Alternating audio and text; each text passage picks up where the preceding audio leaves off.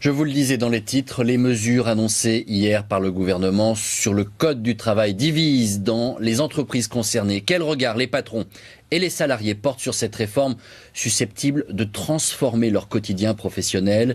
Eh bien, ce matin, nous sommes allés dans deux sociétés où les ordonnances sont sujettes à discussion. Camille Gutin, Alain Locascio, avec notre bureau à Bordeaux. Frédéric Granotier gère une PME de 170 salariés. Il attendait les ordonnances de la loi travail avec impatience. Privilégier l'accord d'entreprise sur l'accord de branche dans certains domaines, une avancée selon lui. Pour son entreprise, l'accord de branche était devenu trop compliqué. Il y a des salariés qui n'ont pas les mêmes règles d'une entité à une autre, qui créent des jalousies, des injustices. C'est complètement aberrant. Je pense que je ne vois pas l'utilité de ces branches. Je pense que voilà, le chef d'entreprise et les collaborateurs sont suffisamment intelligents pour définir ce qui est bon pour eux. Cette salariée espère, elle, que ces changements seront bien encadrés pour protéger au maximum les employés. J'espère qu'il y aura quand même un encadrement et que tous les chefs d'entreprise ne feront pas tout ce qu'ils veulent, à leur guise, comme ils veulent, voilà, sans l'accord de la majorité en plus des salariés. Ce patron d'une petite entreprise près de Bordeaux, lui, se dit favorable au plafonnement des indemnités prud'homales. Sa société de plateforme vidéo a failli mettre la clé sous la porte suite à un licenciement. L'indemnité accordée était équivalente à 2 ans de salaire sur une entreprise qui à l'époque avait 2 ans d'ancienneté, avait un peu moins de 10 clients, etc.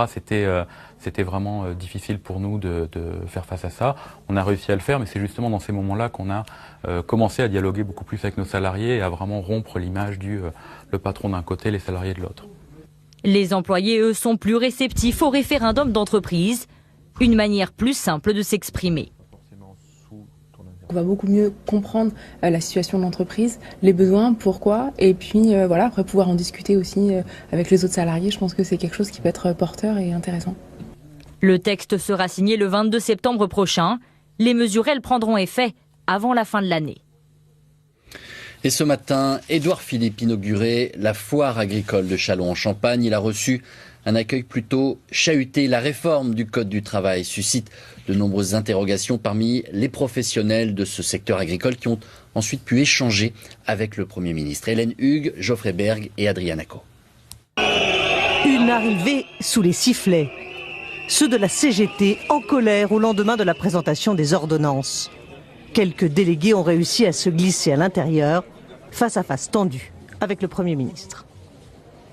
Qu'est-ce que vous nous cachez? Il y en a ras-le-bol. On a souffert avec Hollande, on a souffert avec Sarkozy, ça suffit. Madame, les gens sont en colère, ça suffit.